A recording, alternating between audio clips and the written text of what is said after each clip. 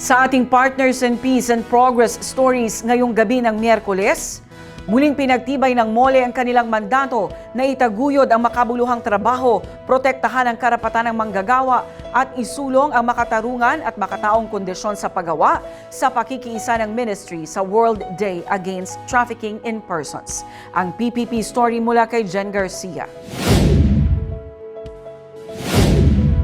Pinangunahan ni Minister Muslimin Bapa Musema ang delegasyon ng Ministry of Labor and Employment o MOLE sa pagdiriwang ng World Day Against Trafficking in Persons noong Hulyo 30, 2025 bilang pagpapakita ng pakikiisa sa pandaigdigang kampanya laban sa lahat ng anyo ng panggagahasa, pang-aabuso at pagsasamantala sa paggawa.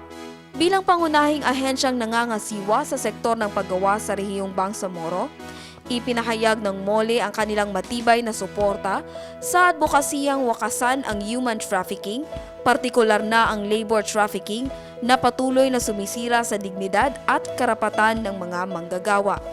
Kasabay ng paggunita, muling pinagtibay ng ministeryo ang kanilang mandato na itaguyod ang makabuluhang trabaho, protektahan ang karapatan ng manggagawa, at isulong ang makatarungan at makataong kondisyon sa paggawa.